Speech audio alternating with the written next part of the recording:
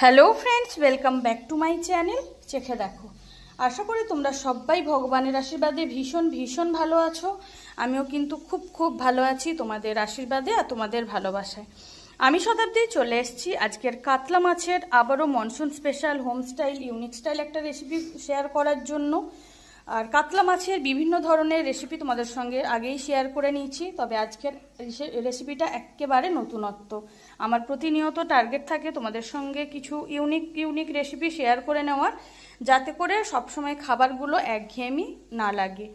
Title আর thumbnail দেখে তো বুঝেই গেছো আজকের কি বানাবো, তাহলে চলো ঝটপট বলে দিই দেরি না করে। আর হ্যাঁ, আজকের ভিডিওটা কিন্তু স্কিপ না করে পুরোটা দেখার অনুরোধ রইল, কারণ ভিডিওটা যেহেতু ইউনিক তাই আমি স্টেপ বাই স্টেপ তোমাদের সঙ্গে শেয়ার করে নেব। তোমরা যদি স্কিপ করে যাও তাহলে অনেক কিছু স্টেপ স্কিপ করতে পারো, তার ফলে যখন তোমরা বাড়িতে রেসিপিটা ট্রাই করবে তোমাদের প্রবলেম হতে পারে। তো আজকের আমি বানাবো কাতলা কালিয়া পার্ট 2 বা দ্বিতীয় পর্ব। কাতলা কালিয়া পার্ট 2 বা কাতলা কালিয়া দ্বিতীয় পর্ব বানানোর জন্য আমি এখানে কাতলা মাছ নিয়েছি। কাতলা মাছগুলোকে ভালো করে ধুয়ে পরিষ্কার করে 1 ঘন্টা আগে লবণ মাখিয়ে মাছের আঁশ জলটা ভালো করে ফেলে দিয়েছি পরিষ্কার করে। আর নিয়েছি আলুগুলোকে যেরকম আমরা মাংসের আলু কাটি, মানে মাছের সাইজ বুঝে কিন্তু আলুর পরিমাণ, মানে আলুর সাইজটা দেখে নিতে হবে। নিয়েছি পেঁয়াজ কুচি, এখানে নিয়েছি আদা রসুনের মিহি পেস্ট, এখানে নিয়েছি টমেটোর পেস্ট, তার সঙ্গে আমি Kashmiri red chilli powder add করে দিয়েছি। এখানে নিয়েছি কাজু কিশমিশ পোস্ত আর চারমগজ, এগুলোকে ভিজিয়ে রেখেছি। এটা যখন লাগবে তখন সেটা তো তোমরা পুরো ভিডিওটা দেখলে বুঝতেই পারবে। এটার মিহি পেস্ট পরে আমি বানিয়ে নেব। এখানে নিয়েছি গোটা গরম মশলা, তেজপাতা, শুকনো লঙ্কা, কালো জিরে, সাদা জিরে, এগুলো নিয়েছি ফোড়নের জন্য। লাগছে লবণ, নিয়েছি চেরা কাঁচা লঙ্কা। আমি এখানে ঝালের জন্য চেরা কাঁচা লঙ্কার ব্যবহার করছি, তোমরা চাইলে শুকনো লঙ্কাও ব্যবহার করতে পারো, লঙ্কার কোনো বাধ্যবাধকতা নেই। নিয়েছি হলুদের গুঁড়ো। তো সবার প্রথমে আমি মাছের মধ্যে আর আলুর মধ্যে দিয়ে দেব হলুদের গুঁড়ো, তারপরে একে একে আলু আর মাছগুলোকে খুব ভালো করে হলুদ মাখিয়ে নেব।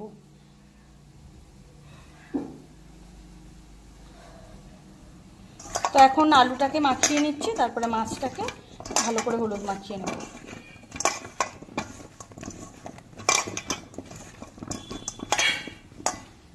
একইভাবে মাছেও হলুদ মাখিয়ে নিচ্ছি। তো এখন মাছের মধ্যে ভালো করে হলুদটা মাখিয়ে নিয়েছি, আর আলুতেও মাখানো হয়ে গেছে, আর সমস্ত মশলা মোটামুটি রেডি। তাহলে এখন সোজা চলে যাব রান্নাতে। আঁচে কড়াই বসিয়ে দিয়েছি, কড়াইতে দিয়ে দিচ্ছি সর্ষের তেল। তোমরা তোমাদের পছন্দ মতো তেলে অবশ্যই রান্না করতে পারো, মানে রিফাইন তেল বা সর্ষের তেল যে কোনো তেলেই অনায়াসে রান্নাটা করে নিতে পারো। এই রান্নাটাতেও তেলের কোনো বাধ্যবাধকতা নেই। তো সবার প্রথমে সর্ষের তেলটাকে খুব ভালো মতো ধোঁয়া ওঠা গরম করে নিতে হবে। তো সর্ষের তেলটা কিন্তু এখন খুব ভালো মতো ধোঁয়া ওঠা গরম হয়ে গেছে। এখন লবণ আর হলুদ মাখানো মাছগুলোকে আমি একে একে তেলের মধ্যে দিয়ে দিচ্ছি। আর মাছের একটা দিক খুব ভালো মতো ভাজা হয়ে গেলে আমি মাছগুলোকে উল্টো করে দেব।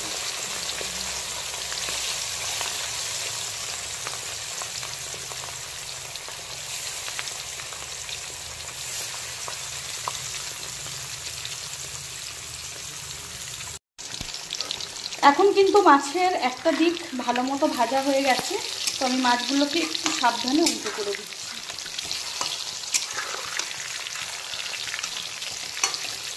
এখন মাছের উল্টো দিকটাকেও একইভাবে ভেজে নেব।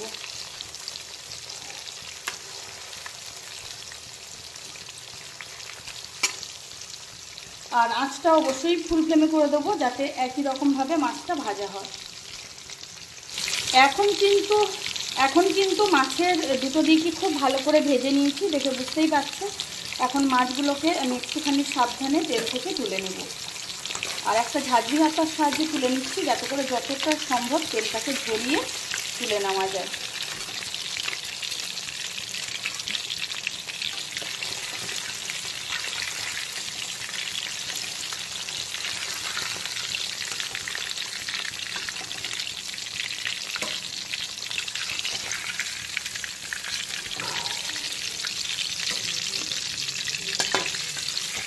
এখন বাকি যা লবণ হলুদ মাখানো মাছ রয়েছে সেগুলোকেও একইভাবে ভেজে তুলে নিচ্ছি।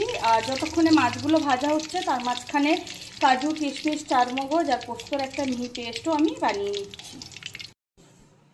এখন কিন্তু সবগুলো মাছ খুব ভালো করে উল্টে পাল্টে ভেজে তুলে নিয়েছি। এখন আবার ওই মাছ ভাজার তেলে দিয়ে দিচ্ছি হলুদ মাখানো আলু। আলুগুলোকে হালকা বাদামি কালার করে ডুবো তেলে ভেজে নিতে হবে।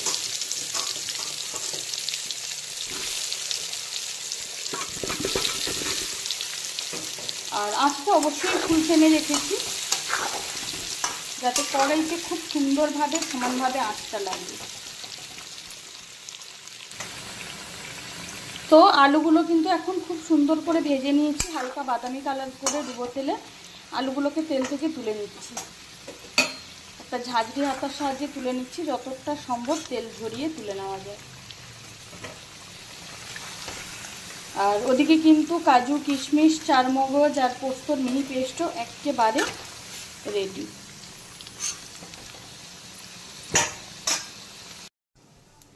এখন মাছ আর আলু ভাজার তেলেই দিয়ে দিচ্ছি গোটা গরম মশলা, গোটা জিরে, তেজপাতা, শুকনো লঙ্কা, কালো জিরে আর সাদা জিরে ফোড়ন। ফোড়নটা একটু ভাজা ভাজা হয়ে গেলে তারপরে আমি দিয়ে দেবো প্রথমে পেঁয়াজ কুচি। ফোড়নের সমস্ত মশলা ভেজে নিয়েছি, দেখতেই পাচ্ছ। এখন দিয়ে দিচ্ছি সবার প্রথমে পেঁয়াজ কুচি। এখন বেশ কিছুক্ষণ সময় নিয়ে লো টু মিডিয়াম ফ্লেমে অল্টারনেট করে করে পেঁয়াজ কুচিটাকে হালকা বাদামি কালার করে ভেজে নিতে হবে, যাতে পেঁয়াজের কাঁচা গন্ধ চলে যায়। যেটা পেঁয়াজের নিজস্ব একটা গন্ধ থাকে সেটা কাটিয়ে নিতে হবে। আর আঁচটা কিন্তু অবশ্যই খেয়াল রাখতে হবে যাতে পেঁয়াজগুলো ঠিকঠাক কাঁচা গন্ধ চলে যাওয়ার আগে পুড়ে না যায়। দিয়ে দিচ্ছি 1 টেবিল চামচ পরিমাণ চিনি। এটা অবশ্যই ফ্লেভারের জন্য আর পুরো মশলাটাকে ব্যালেন্স করার জন্য। এটার ফলে কিন্তু মিষ্টি হবে না, সেটা কিন্তু অবশ্যই খেয়াল রাখতে হবে। এমনভাবে চিনির পরিমাণটা দিতে হবে যাতে মিষ্টি না হয়েছে। এখন প্রায় 2 মিনিট হয়ে গেছে। পেঁয়াজ কুচিগুলো আমি একটু ভাজা ভাজা করে নিয়েছি, কিন্তু এখনও পেঁয়াজ থেকে পুরোপুরি কাঁচা গন্ধ যায়নি বা পুরোপুরি ভাজাও হয়নি। এই পর্যায়ে দিয়ে দেবো চেরা কাঁচা লঙ্কা। এখন আবারও বেশ কিছুক্ষণ সময় নিয়ে চেরা কাঁচা লঙ্কা আর পেঁয়াজ কুচিটাকে আবারও ভাজা ভাজা করে নিতে হবে, অবশ্যই লো টু মিডিয়াম ফ্লেমে অল্টারনেট করে করে।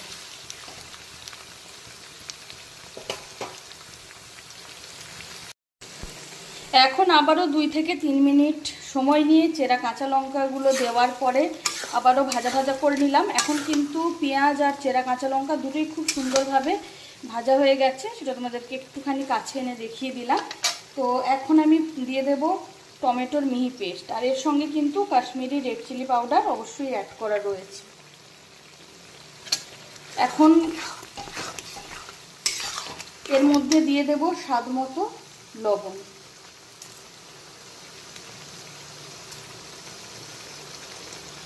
আর দিয়ে দিচ্ছি পরিমাণ মতো হলুদের গুঁড়ো।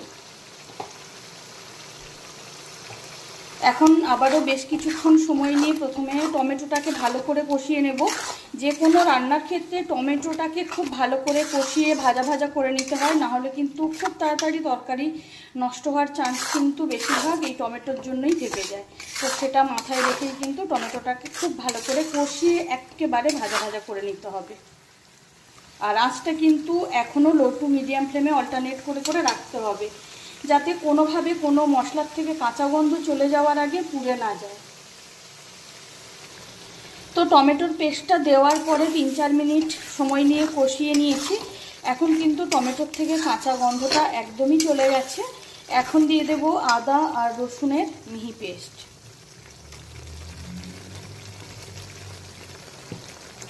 এখন আবারও 5-7 মিনিট 8 মিনিট সময় নিয়ে পুরো মশলাটাকে কষিয়ে একদম ভাজা ভাজা করে নিতে হবে, মশলার চারদিক থেকে তেল ছাড়া পর্যন্ত আর মশলার থেকে সমস্ত কাঁচা গন্ধ চলে যাওয়া পর্যন্ত।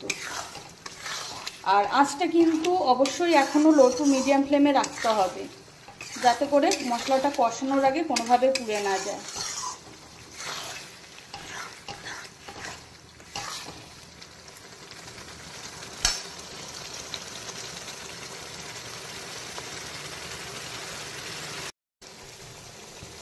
আদা রসুনের পেস্টটা দেওয়ার পরে আবারও বেশ কিছুক্ষণ প্রায় 10 মিনিট সময় নিয়ে পুরো মশলাটাকে কষিয়ে একেবারে ভাজা ভাজা করে নিয়েছি, মশলার উপরে তেল উঠে এসছে, তোমরা দেখে বুঝতেই পারছো। সব থেকে বড় কথা, কোনো মশলার থেকে কিন্তু আর কাঁচা গন্ধ একেবারেই ছাড়ছে না।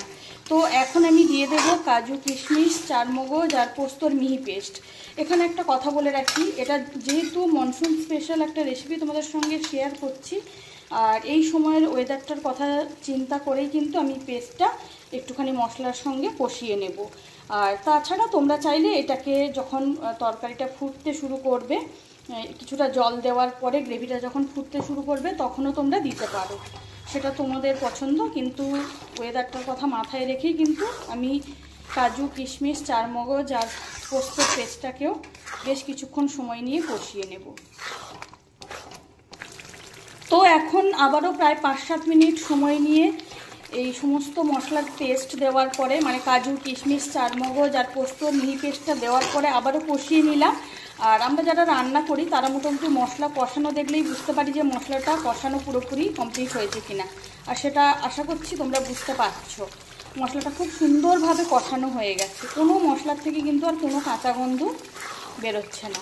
তো এখন আমি এই কষানো মশলার মধ্যে প্রথমে দিয়ে দেব ভেজে রাখা আলু, কারণ আলুগুলোকে চেষ্টা করতে হবে যতটা সম্ভব কষিয়ে কষিয়ে সেদ্ধ করে নিতে। এখন আবারও 3-4 মিনিট সময় নিয়ে আলুগুলোকে মশলার সঙ্গে কষিয়ে নিতে হবে খুব ভালো করে, যাতে আলুটা প্রায় 80 থেকে 85% সেদ্ধ হয়ে যায়। এবার কিন্তু আঁচটা আমি মিডিয়াম টু হাই ফ্লেমে অল্টারনেট করে করে রাখবো,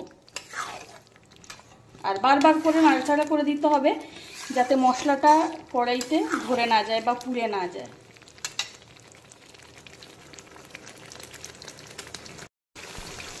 তো ভেজে রাখা আলুগুলো দেওয়ার পরে আমি মশলার সঙ্গে 5-7 মিনিট সময় নিয়ে মিডিয়াম টু হাই ফ্লেমে খুব ভালো করে কষিয়ে নিয়েছি।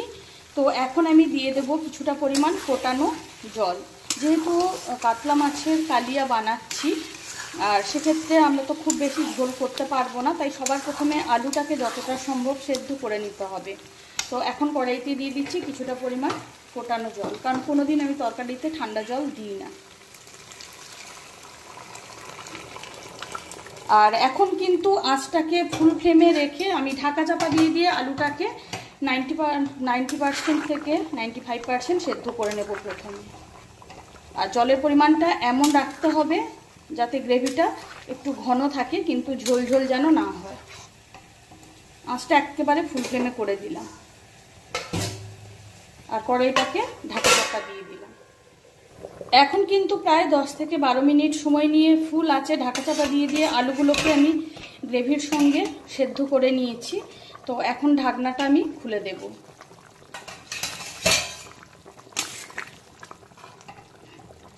আর আলুটাও কিন্তু এখন খুব ভালো মতো সেদ্ধ হয়ে গেছে, খুন্তির সাহায্যে কিন্তু অনায়াসে কেটে যাচ্ছে, প্রায় 90 থেকে 95% সেদ্ধ কিন্তু হয়ে গেছে।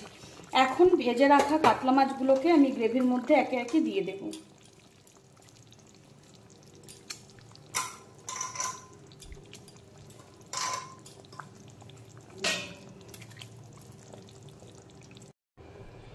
সবগুলো ভেজে রাখা কাতলা মাছ আমি গ্রেভির মধ্যে দিয়ে দিয়েছি, আর এখন দিয়ে দিচ্ছি উপর থেকে কিছুটা ধনেপাতা কুচি। এখন আর ঢাকা চাপা না দিয়ে ফুল ফ্লেমে বাকি রান্নাটা করে নেব, কারণ আলু যেহেতু সেদ্ধ হয়ে গেছে। আর আঁচটা ফুল ফ্লেমে রাখতে হবে এই কারণেই, খেয়াল রাখতে হবে যেন সমস্ত মশলার ফ্লেভার খুব ভালো মতো মাছের মধ্যে ঢোকে, আর মাছটা খুব ভালো মতো সেদ্ধ হয়ে মাছের যে কাত সেটা যাতে গ্রেভির সঙ্গে মেশে বা আলুর মধ্যে ঢোকে সেটা কিন্তু মাথায় রাখতে হবে। আঁচটা আমি একেবারে ফুল ফ্লেমে করে দিলাম। তো ভেজে রাখা মাছগুলো দেওয়ার পরে আবারও প্রায় 10 মিনিট সময় নিয়ে ফুল আঁচে বাকি রান্নাটা আমি করে নিয়েছি। দেখতেই পাচ্ছ খুব সুন্দরভাবে তরকারিটা মানে গ্রেভিটা ফুটতে শুরু করেছে। আর যেটা মনে হচ্ছে হয়তো অনেকটা গ্রেভি, তা কিন্তু একেবারেই নয়, যেহেতু কাজু, কিশমিশ, চারমগজ এগুলো রয়েছে, পোস্ত, গ্রেভিটা কিন্তু বেশ ঘন। একটু ঠান্ডা হতে হতে আরও জমে যাবে, তার থেকেও বড় কথা আলু রয়েছে। তো সেই সঙ্গে আমার আজকে রান্নাটাও কিন্তু একেবারে কমপ্লিট। আজটা আমি এখন বন্ধ করে দিলাম। এখন একটা বড় ছড়ানো পাত্রে ঢেলে গরম গরম সার্ভ করে দেব। আর এইভাবে কাতলা কালিয়া বানালে ভাত দিয়ে তো বটেই, ফ্রাইড রাইস, পোলাও সব কিছুর সঙ্গে জাস্ট জমে যায়। তাহলে বন্ধুরা, তোমাদের সঙ্গে আজকের আবারও মনসুন স্পেশাল একটা ইউনিক স্টাইল কাতলা মাছের রেসিপি শেয়ার করে নিলাম। কাতলা মাছের কালিয়া রেসিপি আগে শেয়ার করেছি, তবে আজকের রেসিপিটা একটু অন্যরকম, সেটা তোমরা আশা করি বুঝতেই পেরেছো। আর আমার আজকের রেসিপি যদি তোমাদের ভালো লেগে থাকে তাহলে অবশ্যই বাড়িতে এটা ট্রাই করার অনুরোধ রইল।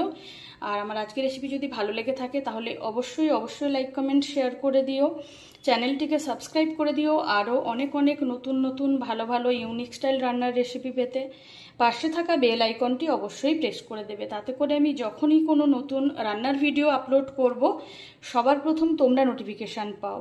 মাছের বা মাংসের বা কোনো সবজির আবারও কোনো নতুন স্বাদের ইউনিক স্টাইল রেসিপি খুব তাড়াতাড়ি তোমাদের সঙ্গে শেয়ার করে নেব। ততক্ষণ সবাই ভালো থেকো, সুস্থ থেকো। আজকের মতো বিদায় নিচ্ছি।